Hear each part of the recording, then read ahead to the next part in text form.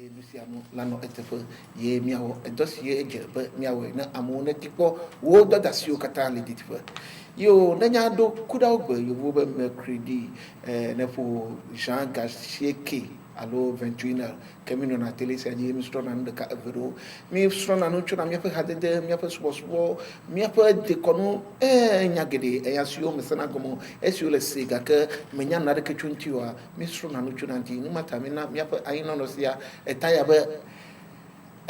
enya wawula ke enya wawula yasio la abatio gomo yemi de na de ego kano na tele agoma egbe mi abatro yin sosoroji mi asron de ka evero le tepesia ke na menyer ka ko no na tepesia ji tepesia ai mora na ko dudu sio nyaku amakoko no na tepesia wade na ba bubu masio ko fiami ke abe lesimi ko wa yo bon ko ko wedo da sio be chufu na mi na mi ai mi apa egbe mi sosoroji mi ya we solo yo ne ke mi apa mo to de view to chobedo mi ola zona ji yo ejo jinamto awu ana modonku egyptien oba afia oba ejo jinamto na mi qualifia kwa awu amejahwe karamu fofoto a sikasika kilemea eja dinankwe yo so kaka mi awuzon lo yo abane ye maglo san va ya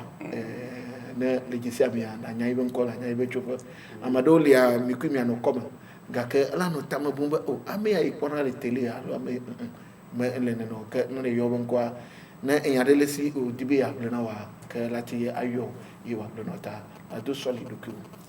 o ba mi ata pena maunu sepatato mau ke wajinko sekoda nyiga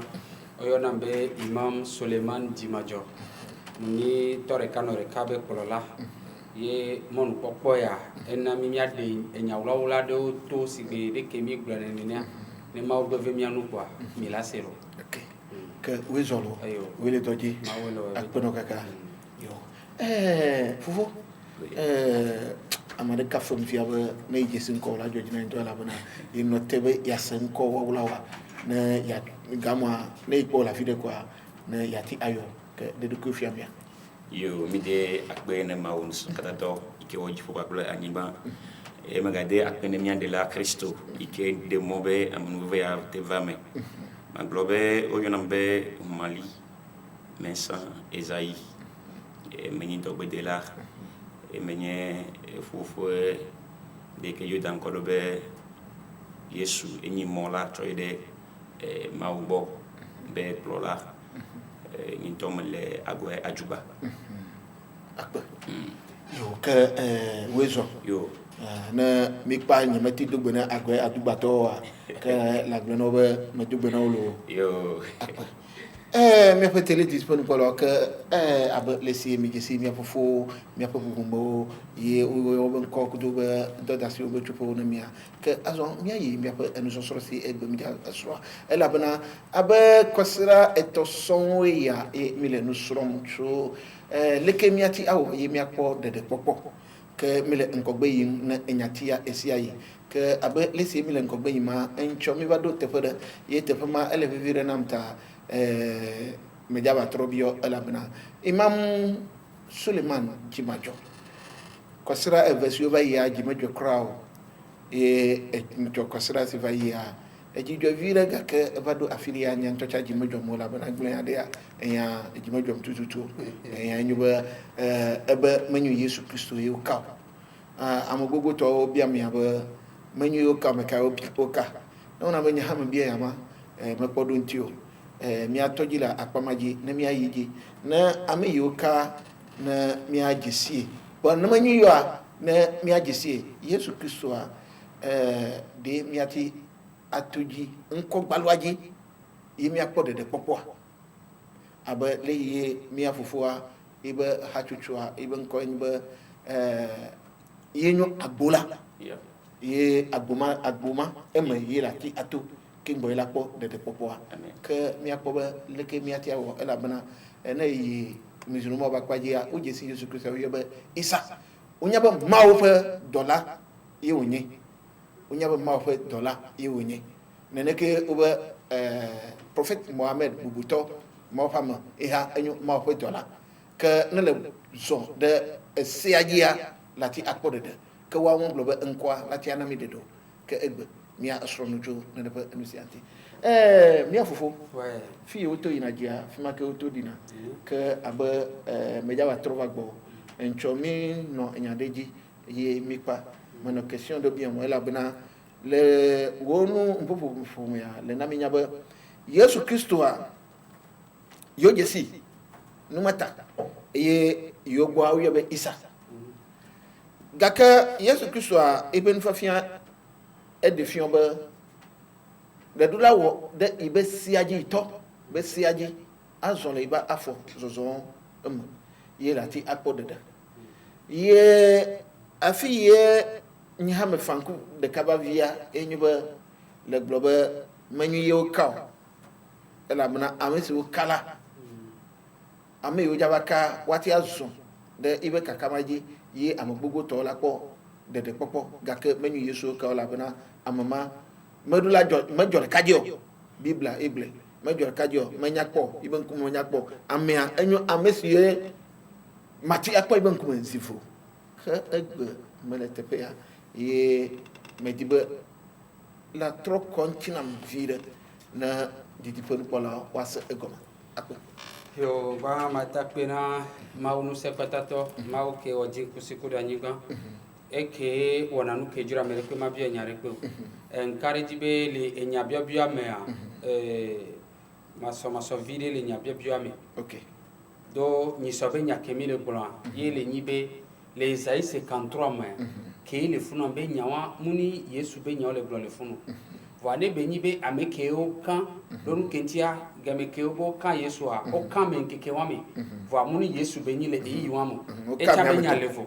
ame le ko kan vɔ muni Yesu Kristo ke le nyi Maria be via yo kan etsa tɔ le vo vɔ eke ntɔ mi sɔ le nyi sɔ le nyi Esaïe 53 me enya ke le gblɔ le funu le nyi be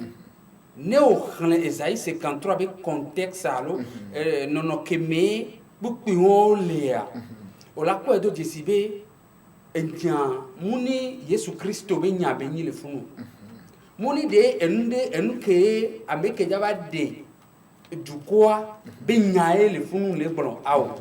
ye wo la va nɔ biɔ be ke wa enyi me ke wo ma be ame ya yo nene be teƒea mpompo sɔ ku ɖo Yesu Kristo ŋuti o do o le gblɔ na mi be nene amea nyi ame ɖe ke gbã enye ame ɖe ke nyra mu nye le gblɔ Biblia le gblɔ ye o ma kpɔ eze ve ŋutɔ tsɔ fifia fi ke dzɔdzi na mía nɔviwo le nyi be eva xɔ mía be iniquité o mía be vodadawoa eye be va dro va no xe kpukpu ya kaka va ɖo gɔmea eva le gblɔ na mi be enyi ame ɖe ke ele dzama butin ye mía be pasɔ de butin agɔme nyi sɔ de fi be egɔme le nyi be no wa hoa alekewo kpɔ eyo yɔna be butin ye agbalatrɔ ye dzi le gblɔ be ne o wɔ nene be nu vɔa ela trɔ va ɖo postérité egɔ be dzidime la va nene ba me ŋuti bina gbabiɔ be eske Yesu Kristo ɖe ke eva gbegbo ya mea edzi via ewa hoa enwɔ ye mi la biɔ donc no kpɔ nene nɔnɔme yawoa ye o la kpɔ edo dzesi be enyawa mu sɔku ɖo Yesu Kristo vɔa fi ke wo kpɔ edo dzesi be esɔku ya ye le nyi fi ke wo le gbɔ be eva prendre mía be iniquité ye mi le biɔ be re ne be nyi be iniquité ye be mía be iniquité wo ye be va prendre ye be va xɔa ne o yi Matthieu 7 verset 21 sɛ 25 mea funu me wo le gbɔ be Yesu be retirez-vous de moi mi hera le gbɔ nye nu vɔ wɔlawo amea va xɔ mía be nu vɔwo game ke game asumi dzo vɛ gbɔ vɔ va trɔ be mi tete dzo la le gbɔ nye nu vɔ wɔlawo ele enya trɔ ta gu ne be nyi be va ku ɖo mía be nu vɔ ŋuti fifi azɔƒo ŋudrɔ gbe mi dzo sɔ nu vɔwo va vɔ ŋgbatrɔ etrɔ mi be mi he ɖa le gbɔ nye nu vɔ wɔlawoa enyi nu ke eto ta gu vi ɖe ye mi le gbɔ be manyi Yesu Kristo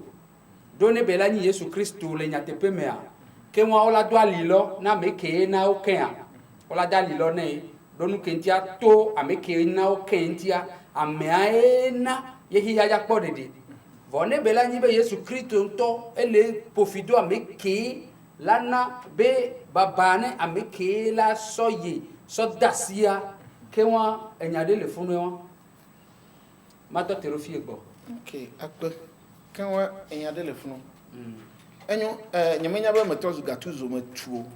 de abintio na achokem le tefama wa ni ye medimama abio kwenyuba le aba mio musulman ogbo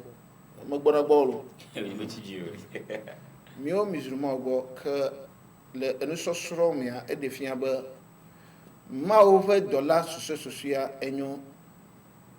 prophète Muhammad après Jésus Christ le gboglomba le enu sosro noa le bible amenya noa que ema manyu Jésus Christ yo nui me dibla continue menyuba manyu Jésus Christ yo me kayo ami ava va ivoa allo elen ko gbegbona ela bena na mi musulman mi agloba Muhammad kenyu mawfam dodon poto ya yenyu poto ya ye nene pa me taflache maw ne chokemi amenya nyina sia mi ma kpakpo yari elen ko gbegbona allo eva ivo ede oku akontina buire poa kafla nkpobe fia chaka vide le nomi e gome le nyibe ma patron de furu ke le bo Esaïe 53 mui de Esaïe 53 le pompo so avec daba trop l'ennemi Esaïe 53 alors no Esaïe 53 verset 10 à 12 oh allo me le chono pas Esaïe 53 no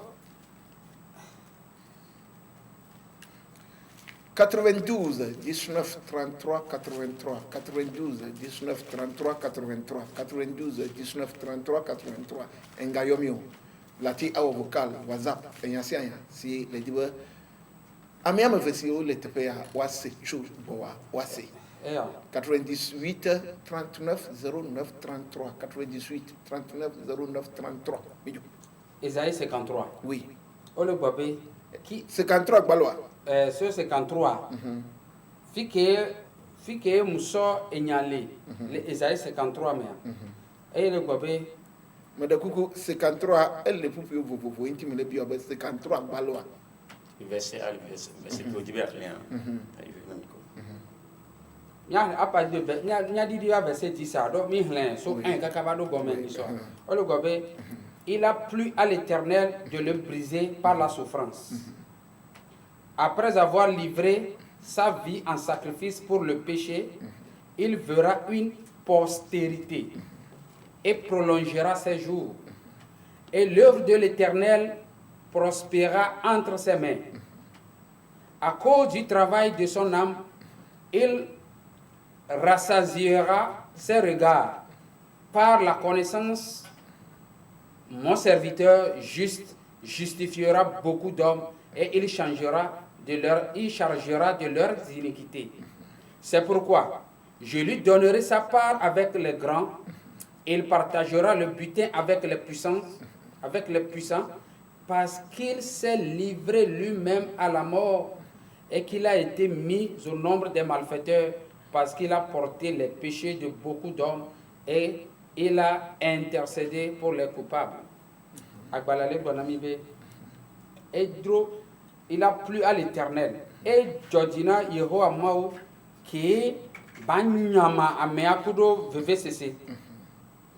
Après avoir livré sa vie en sacrifice pour le péché,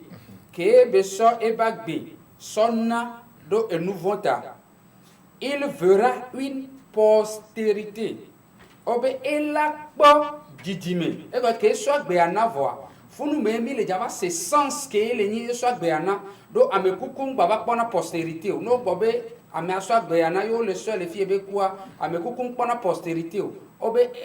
autre blanc le fie be il prolongera ses jours. Ye belak ba didi ebagbe. Et l'œuvre de l'Éternel prospérera entre ses mains. Yehowa maube do la yinkola lomeni. À cause du travail de son âme et donc que be wontia donc il rassasiera ses regards par sa connaissance. Mon serviteur juste justifiera beaucoup d'hommes et il se chargera de leurs iniquités. Et d'autres kebe wontia obe ele jadro wabe et nous vont bagba fifia obe c'est pourquoi agbara le fibe c'est pourquoi et yada je lui donnerai sa part mila so ebe te pene avec les grands les amegao domi il partagera le butin avec les puissants et la non wa ahwa be kesinonu ko kwa ele jamais kudo amegao oui parce qu'il s'est livré lui-même à la mort donc kentia ento so ebagbe naku et qu'il a été mis au nombre des malfaiteurs ye o eni ameke o so do ameke oni avodalao nous barawala domi parce qu'il a porté les péchés de beaucoup d'hommes et qu'il a intercédé pour les coupables. Donc nous kentia edro amesubon be enuvon ye be ni nyamesola le avodala odumi. Ok. Yo, mi fait télé disponible pour la mille et nous serons. Ye te fait sia même le et nous serons mi ayo aran mi akpo ame le gidumo que mille et nous serons et mio kata mi asrono echo mi apa subo. Pastor Humali. Oui. Me yon kwa nyuralo. Et que Mariam. OK. Akba. Yeah. Pastor la Bible menyatia no. O le gbogbombe enchome bi anyati ya ba o le gbogbombe amea enyo amesie Bible ele ble. Ela nyo ame nyanyina. OK. Yesu Kristo kemi me le popoma menyo ame nyanyina yo. Deka. Bon, oba amea ela cho ipa agbena. Yanto la cho ipa agbena. Yesu Kristo me dibe la continam Yesu Kristo into cho ipa agbena. Alo de okwejasi. Ela bena. Yesu Kristo ble le tefere nyanyi mu na fufu. Voa menyabe na do iluka le yakwe. Egle tefama. Ebe nukata ye mile yonya metima mio nouveau lawo mio amenyanyanawo afina ntocha egloba mi donva amesio ole yonya metin na mia de vemelawo Yesu Kristo yanto etwa ibagbena kudo susba kihia la pode de popo ele bo Yo mi de penemau sirkake et me garder après ne maude jifre nous polao agbeta be mi sebe o chona o gamudo nani ye jina be yo asenya wawula yele agban le via o mea kwa me de après ne mau abalike mo choro kunye na be mau ntone to jinye ne wade be nya gomea me ko sebe o senya wawula to mo ba mo veme ne bianya ma globe nya subon va yike jibamia konu alo adenya wala do dugone toji no la no ase yenti mi yone be nya wawla akpe da ni ayiji to ma mo veme ba ma jibe ma adde de cave le fofo nya be nya gbono vaime mono popoli no voilà yo khona dupuyi wifuya le c'est 53 mais ebe amea obelado postérité et elle a ma butin nous ma on va écouter vous un chaka de tinto ni a jidudube e fi akua alo kula vide que le non mais aba on gbe alo jidudu me ta on ba nu en to ko le fu dona o funia manyu de ka onyen to challenge fudina yo ma ci ma globe egbe ya ma na ko nu yako mi gbono ba mi ni Abraham pa ji me vio are dia sa ni benade Abraham are nyate ko nyaade nyato bu be nya vol ku de hosseta mi gbono be Abraham ni nyato gbe ela ba mi hossere ma o ke ji hossea il est zonlé be a photo pe e ko era via Ode koseta. ibe khoseta Ye mile nyu Abraham. o yemi kule be khosero ta ya le tanemi e même via o mi kule do tami zo Abraham be jime vio nya yeji me fi mento yimele mo exemple na mele nemi Parce que yantima me jaba bien yanti de nanti berka. problème le tio nemi to ba fia o be amaike po nya glodio le glonte po ya be e jaba won to de ya o be le ma me be ya la ba no postérité alo chichime drinya de la ba no si hallelujah Amen. Fima le chaka fufua majima tu ne Oui, bana d'accord, elle est chaka de mana.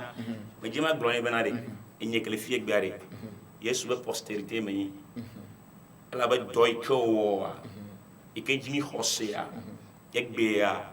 le monde entier Christ toa au son bon matériellement khalo donc a postérité que bien le glone te ma ema ne ojibi aglombe et butin le blanc fille avait nous vont l'emi sur des couruvignete et Christ y avait remis le couruvigneme ta miomi zu Christ to e fere miata afi remis ta no butin miao que le fille gbea mi ba Christ alors butin comme il le blanc mion mi ba ni De miata. tu veux voir fait tamina ni ba greffi mo kata ala wo wan ka obe amme a ba gbe ana no a justifier am gedeon ala wa ko am gedeon chi ni wa to obe nous vont akeo ta e be nyama de kiton so plein so tamia to gede nyan to me bibla ma benade de e nyama wa de o ma va mo ma ha ta le te pangba nya ide Banimiko Esaïe 53 ma verset 7 à Esaïe 53 verset 7. Il a été maltraité et opprimé. Il n'a point ouvert la bouche. Semblable à un agneau qu'on amène à la boucherie, à une brebis muette devant ceux qui l'attendent. Il n'a point ouvert la bouche. Ou à moment que penya bon léa ou pour ya ba en vie ine chole de bouche à boire ina ouge les exemples que Johannes Jean et que les prophètes portaient à Kafi Souva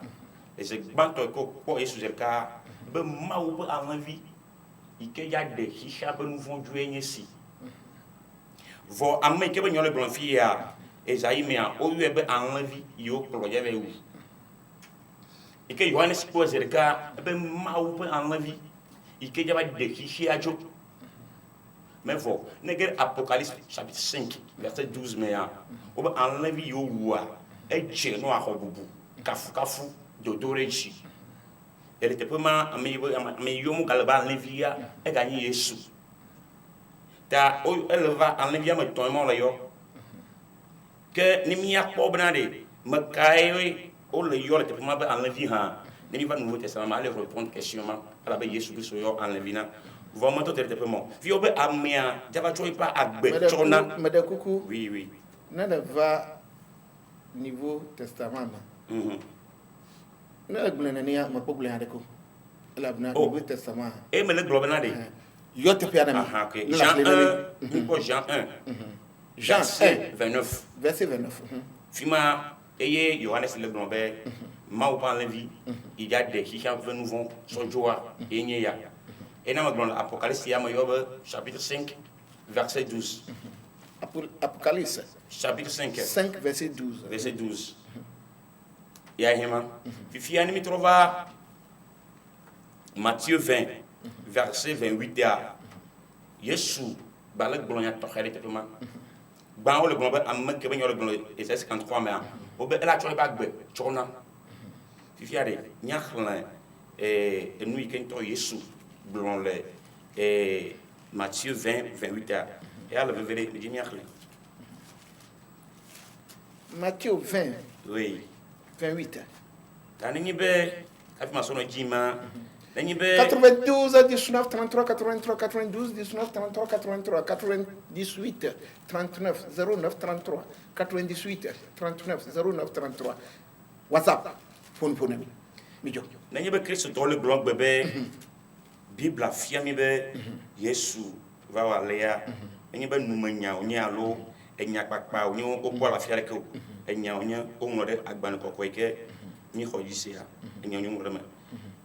Matthieu 20 verset 28 c'est ainsi que le Fils de l'homme est venu non pour être servi mais pour servir et donner sa vie comme la rançon de plusieurs. Mot rançon a nimi so dictionnaire à français a Madeku de okeke gomna va de mots comme ça. Voilà. Eh ben c'est ainsi que le Fils bon et ada agbeto vilava meni be wasubo yo voa ni aba subo ni yata agbeto vilava menyuba wasubo ni yeo wa ya ba subo agbeto ni acho e pa agbe chona de amagedeta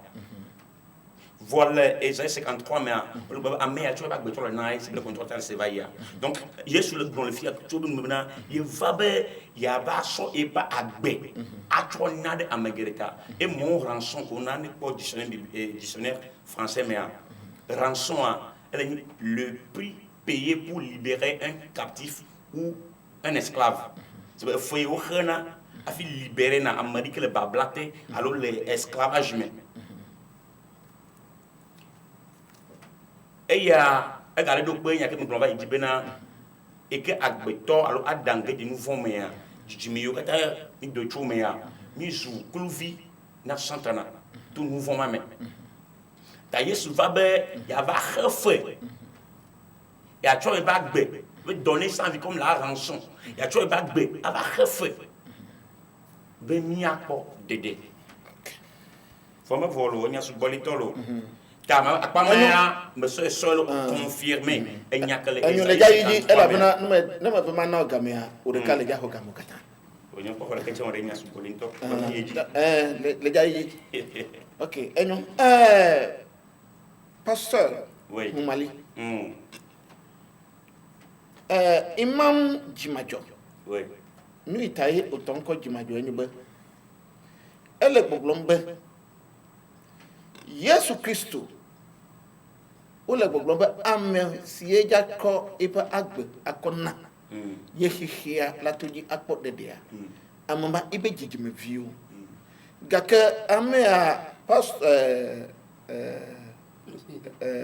imam egla ebia adel fa ba Yesu Kristo imenya ibe jijime view deka evegwa ela bana wontole gbe afia ba minyo Abraham be jijime view afia ba mi manyu Yesu Kristo be jijime view Abraham be jijime view mi OK mijo Yesu Kristo isme uno akrolanti gbe magbe eglobe mio amesio le ntinye le fia mia de metodka eja kom dasi eja ko eyi akodasi ye ejim le ibe nyom ke ebe baba na amesie da kom da asi nene pa amia no megio hago ekenyune sewu nukata Yesu Kristo Bible le gbogbo yan to la choi bagbe akodasi gake e profite imam ya ko babia mama nukata yo profite de ameye no dodo ke ma wo ko dari le enti be elavama nukata ye o profite elabna e be baba na elama be amengo to vila ela ku gake baba na amesi die odato nukata inyatisha duko OK Nyan le blanc nyan ponyo nya et le Bible amenema pe Yesu be me yela ko dasia ne do manji hanenyu mere ku empo wana iji ela ha be ne do manji o ha enyu ne o voilà et le biabe nu kate o le be Yesu a agbro nyama ha enyi bia bia wa OK e nu iketa Yesu bro nyama ni manyam wana mana do gonde de ate de ni fango woni men yanka tay su bema ok nous que tay yesu blama imam le de gomno be nous matay menu yesu christo he enko ma eji wato wa ko de do que yesu christo e baba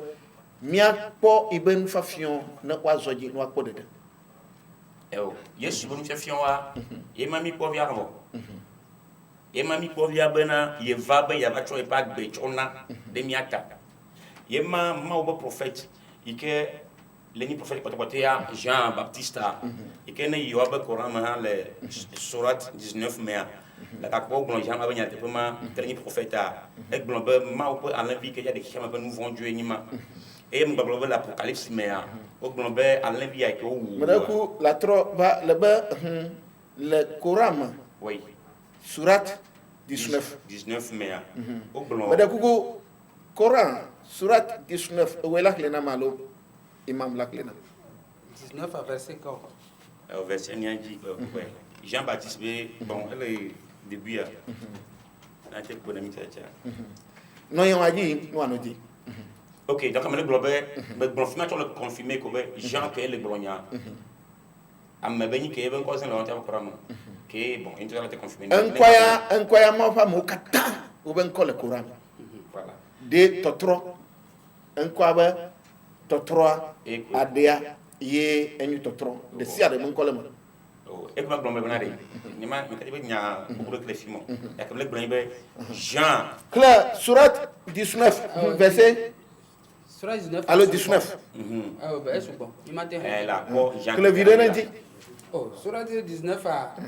33 au bon ami surat 19 Madaku est bon ko fie weyanga kwa fibo fie enyu etwa surat 19 à bon mi nya ke belo ok Jean Baptiste Benjamin Blon Jean Fakari Bevia donc avec l'ami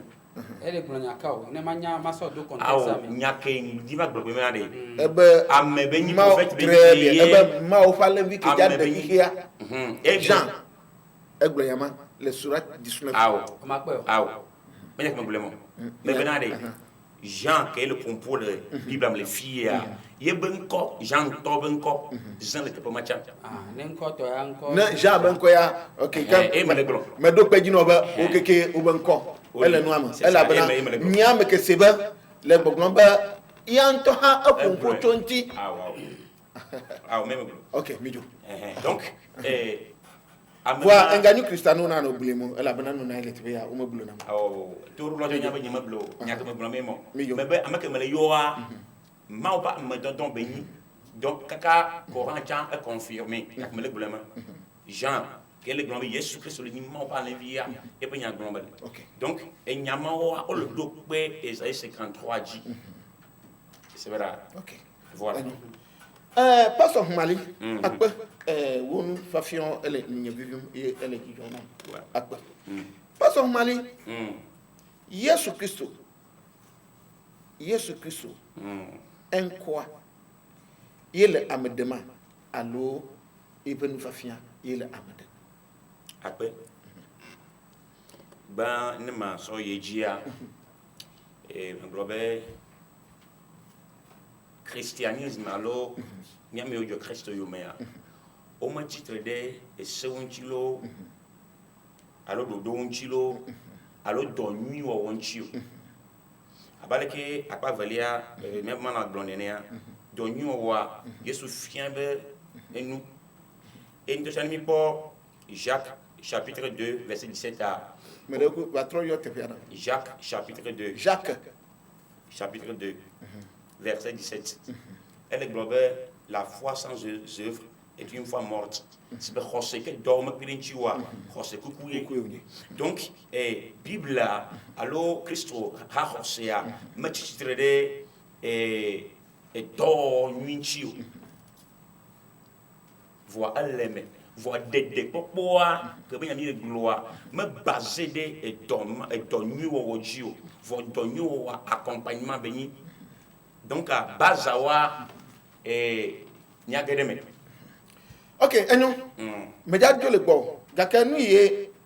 me de kukuna mi apa tele di pen pola mi apa etanya enyu ba leke miawo imiakpo dede popo Yesu Christo enyo emola agbogan siji miato ye miakpo dede popo imam ebe dede popo manyo Yesu Christo ben kwayo yeko la ko dede popo que la zore ibe nfa fioma pastor ele gbogbon la zore nfa fioma ga kan na ko nkwaji sia la ko dede popo nyawawla le nkwama voilà me kala jibe nyawawla ele mosi habin koma mosi bon ko nyawawla le mosi bi yiba yi mi akon mo bata pastor oui yiba yi a mayama na le bi agla nyame dibe miabe deba netro etago ela bna Yesu Christo gbogbomba ebe nyime dede katulamo e mi nyan twode ke ba pe to nyan to fun ko kuku mijo mi ano tema Imam Suleiman Jimajo Pastor Humali ena mile nyanyamba Oyo Yesu Christo ba maofa alevi amesi jaba de hihe glibwa John the Baptist egbin yama ye nenepa enkoa eje yantoba eje abaziton pata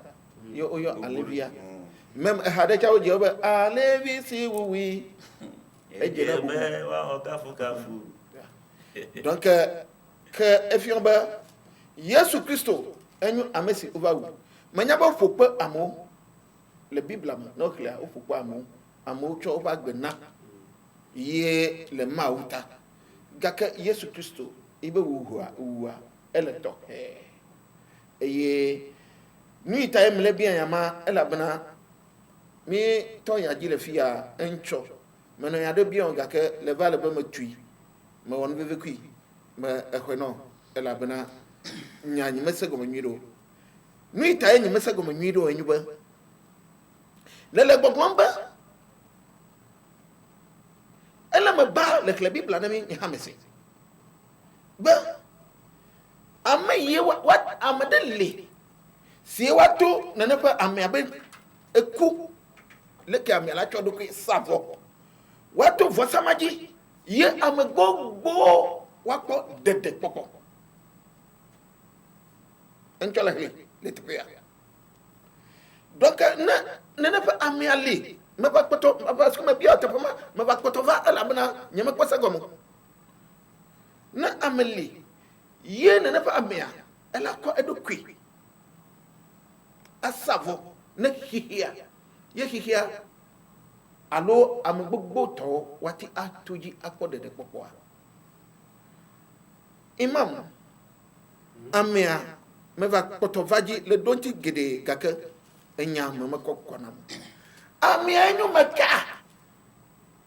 eva yivoa alo amia le nkogbe gbona parce que me di manya ela banana eva Christo to ba pajia ogro na be Yesu Christo yenyu maufa amedodo potopotia ye mare kam galio numa enyu bibli na Christo to kudo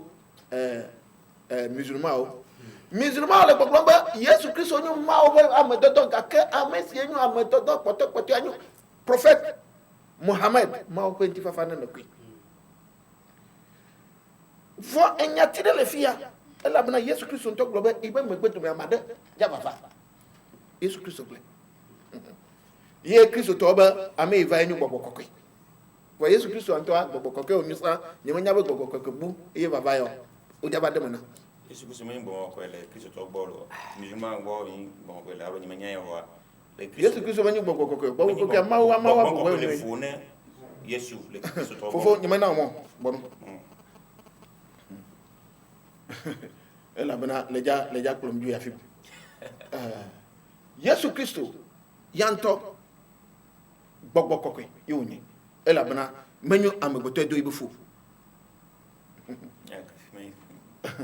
okay enyu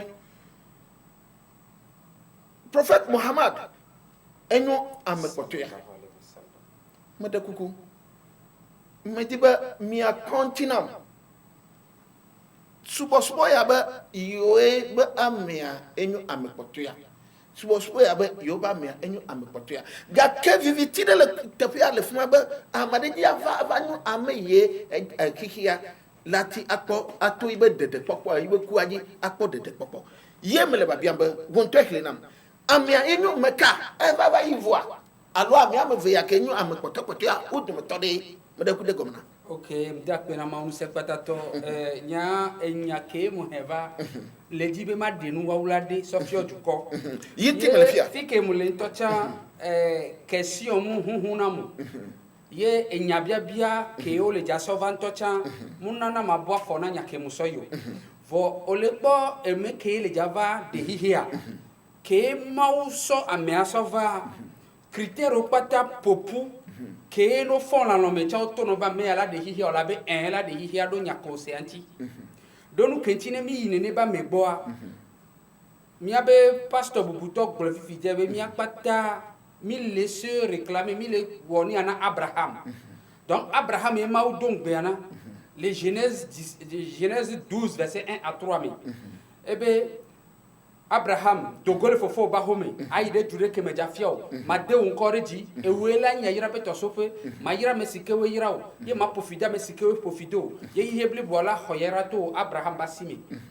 ya yira nwa amekele java vanwa ye me nya pata mi le male Christo tobe Christo Muslim tobe Muhammad sallallahu alaihi wasallam ye fifi ya nyama pompom kenti be ni Muhammad sallallahu alaihi wasallam e le nibe nya pobere nya togbi Abrahama etitele ebe dume kele yovo be dume ele ni Mésopotamie le dude mo be Chaldée etitele Irak eva Africa eva de ameibo ye oso di métis kele ni Ismaël ye Ismaël wa game keo le fo be funto ta maunto enyire de be viadwa ko daji de via Oyo Agar, le kaka désert dit, on l'a quoi les Genèse 16, verset 12. On le tourne Agar beri. Agar, au fond, on m'a beau fois. On le jadjivi, on l'a eu de viabe Ismaël. Maube, mautro le yedi le grenebe, et le jachile no viobe un kodje. Et la chile no viobe un kodje. Pe, eye, elani, de vi kela no sibe, bete jinene. Ye, et du koba lo lak panko, eba lo talak panko du ko. Enya prophétie ma ublevo ko va dirija nya tepea e va ye devia le ma be gbede mea e va no zo gbeda dare ko na be paran zo gbe waji kebe noa e le ni paran noa e le ni centre du monde ma ou le dibe ya sol de software be top pomivia donu ke ja mero gbona be Christo tobe togbe le ni Yesu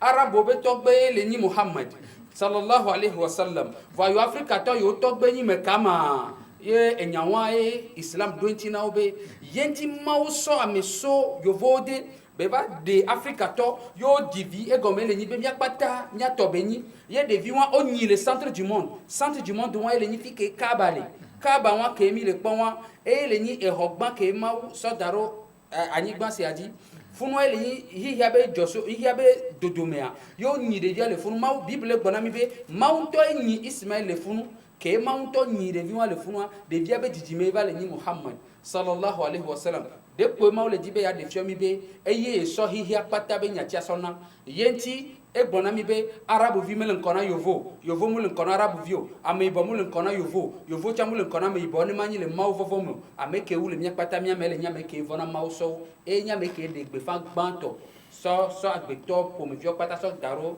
e karekaji Muhammad sallallahu alaihi wasallam ye vokole tora mi be Yesu Kristo e kuwa nya bia sebere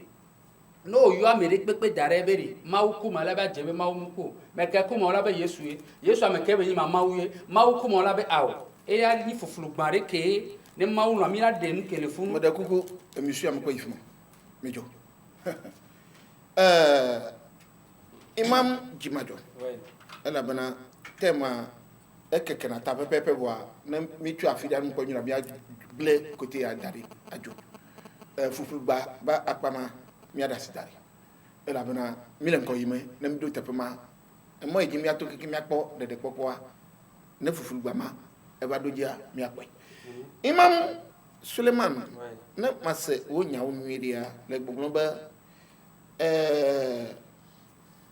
Prophet Muhammad sallallahu alaihi wasallam na yenyo amesie hihia elato ibekuaji Muko mo ebe kukuji olato ebe nu fiafiaji prophète imam elle va joindre tiana nous quand elle va joindre tiana c'est parce que nous que le Isaïe tu dis ça kay 12 amia le on te nambe amia aja cho edokui ava sa evo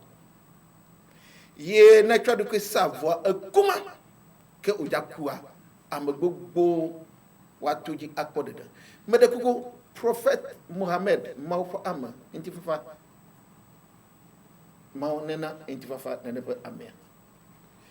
lekay ibekua anodo metibe la de prophète Mohammed be eku egomena lekay ibekua anodo eye nenepe amia elabena enyati kelekela yeje menotero c'est parce que le ba amnenepe amama lanyu amesie yebe ya chodokwe akodasi yebe kuwa amgbogbo la toji akpo dede leke prophète Mohammed ibe kuwa ledo eye wati atoji akpo dede medekuko yo mi ada pe na mawo kengbe ma ko Mohammed be kube de kebe kudore Esaïe 53 ne mu le gbolobe enyawo le pompo so me jaba de hihinti o mbe nyawo mu sokko medeku mi to Esaïe 53 10 à 12 ans ela bena mi afenya kelefia enyuba medeku de mi agloma enyana jerika de kabele medeku elle de kalebo mele de kalebo elle de kalebo mele de kalebo ela bena mi ba do tefeda Yesu Kristo ba ekua ye obakli be magbia le fam ku de kawi ela bena evo ele gbogbo men Yesu Kristo be kua ye watoji akpo de do ta amei be kua wat amei yo le gbogbo men Yesu Kristo yo fima mo le khile na mi ba ami ameja jore kajo ami ameja walo ta men Yesu Kristo yo enyatem fima me to maka me le bio do magbebe me le di amei enyo na ne fa amea me di be majesi no matter me bia ni matter me dem no ba na ba Kristo to boa oba ma opa me dodon potopoto ya enyo Yesu Kristo donc Kristo to ya oba ma we onye mi ano téléphone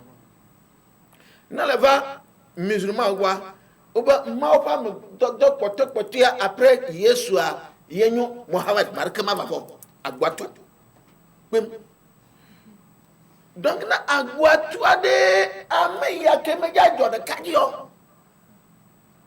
ame ya ke matia chonku ya boy man kuma zivu ade ame enyu ameka c'est bien prophète Mohammed c'est parce que ye ne pas mi abeku ame atia to ya ko dede dem confirmation na ma mi mja yinko c'est parce que me di be manye le mi okuve ma gbo ifi gbe mo se mi abe enyati kemile glona me ya oui ola ko nyiso kemile o le pompore oui. kebe so Esaïe 53 vari nglozere ka Esaïe 53 le pompo so Yesu Kristo ntio ye muni Esaïe 53 e leni ameke jaba de hiheo donu kenti ade konya le bronyama so le tegbero jiberi Esaïe 53 mu le pompo so Yesu Kristo ntio ba ameke nto be le pompo so Yesu Kristo ntio no yi recherche o ma Esaïe nto be mpoyo le polifonu va moye jaba de hihea le funu le brolo Isaïe antonto be Esaïe nto be mpo ye le funu Madakuku Isaïe fika mpoa ele mi trokilera ne nya manye labna mile nusroye ni hamidi masro oh na mi tepia na fike enyu Isaïe anto be mpoa donc na mi anya be egbe Isaïe be kuje mi ato akode de popo i Isaïe aja le ko to kwa e mo yi to kwa mi anye okay ala mi la continue mi Madakuku na atia ela bana egbe na mi mapo ya enchokura gwe midula kwe enchokura gwe midula kwe ela bana enkoma ekuma midula nye wa muni nglo be muni ku ke le funu le gbon le jade ameolo e be ni a se funu anyore mu de popo be nyae le funu c'est parce que Madakuku lo mi katami no tepea le ba amegede ela to nene pe amiabe wa ko de popo to amiabe ku eji mi a resire no encho mi famille trop fouille et la bana nya fi kemelia le kono mi na ite pe ya c'est parce que eyan yo le gbogbo ma yan wa wo dede ye yan ya me ya cha le gbogbo ma eyan wa wo dede nyimal no wa blum gbere o nyimal no la blumo c'est parce que fi amelia medula akonwa ten amoko le télé gomia wa sen goma nya nyum musulman nyum Christ to nya fi kemelia ene pie menyi avo cha mele ntinyo mele Abitre. très bien ta medula sen gomia ne enwa ne wayi mire le wu to anwa Au bien Mohamed sallallahu alayhi wa sallam be ku. oui de gomana Mohamed sallallahu alayhi wa sallam be eku ke be kwa nyate pe abe sigbere ke maw blobe kullu nafsi zaiqatul maut be gbobore pepe la doku Jesu sea nyate pe ke eyi sunele nyate pe mea maw don ku Jesu do de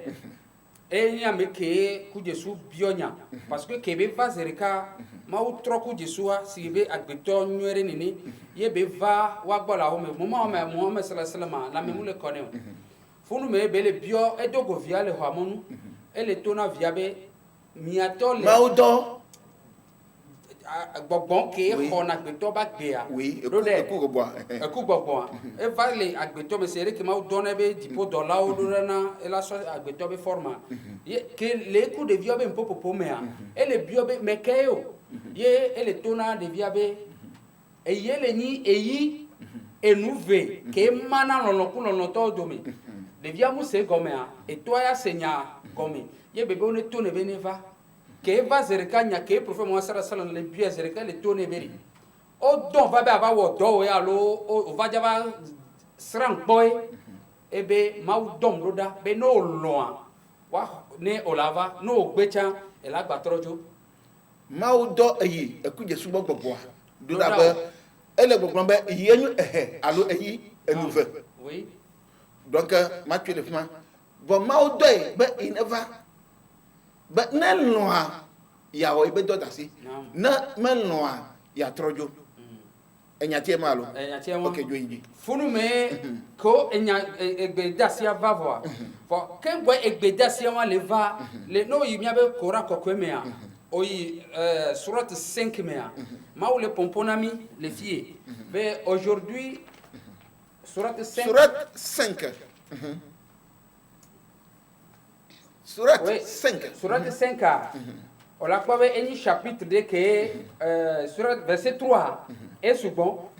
verset 1, mais jour 1, et le verset, j'ai parachevé pour vous votre religion et j'ai accompli pour vous mon bienfait. Et j'agrée l'islam comme religion pour vous. Si quelqu'un est contraint par faim, sans inclination vers le péché, alors Allah est pardonneur et miséricordieux. Et faut nous me verser on le dit be so gbedia ye pa miabe hosea ebe enuwa etote va faut nous me zereka miabe hosea be nuwa tote gamia su gamia esu e feu rouge esi ho ho encho kuragba miava eji gamia su mi apa tele dit pen poloni si anu si gomme jele si ala ko nu le ne goto ka egbe nu so sora mi ja ako se tepeya ela bana prophète Mohammed eji ebe va se enyado ye encho ela ko mayo adonami prophète Mohammed be kuwa watro kontina mi mire ela bana maudo dola va be na enloa ibe do dasia yawe na menloa onia donc enloa alomano ye ga ko va non nya anya ne repe enya okata ne mi apo lesi mi atia wodo ama ye no akoviama e o trasi le nonti e mi se mi apo gbedi okata o ye ba Frederic nyu de kajede ke e jore kajale go no makko ya ji joro ngasi agama me globe vigne yon vide le ya no makko to bi kago ma chone donc ye ja badi donc ne mi jole fima mi apo yon visa sere ino mi apo di tipo nu po amoaji ye mi le ko nchuta glaja se no ene tepesia ke yon visa o ne enkoba dadavi unto yom ko na Sylvie le mia sizaya ye no te fama ye o trasile mi ape mo enti que na mi ape aino fesia mi apo mo fa me bubuto imam Jimajo Suleiman no tepesia yo fianu mi egbia kanemi ahavele adi mi apo prophet maintenant prophète Mahama Mali ye eno tepesia ye ofia eno mi de ko que enya mi yom ko be edupa ma mi ato mi avi mi afufu mi nyine Jasco egbeto amiko se de tepesia que eba yi enjo ko dagbe mi aga yibi mi no tele ago mi kata mi asoro no elabna enso soro enana ma gbeto e yina nko mi agbe egbeto a ni sere fia mi agbe bye bye bye bye bye bye bye bye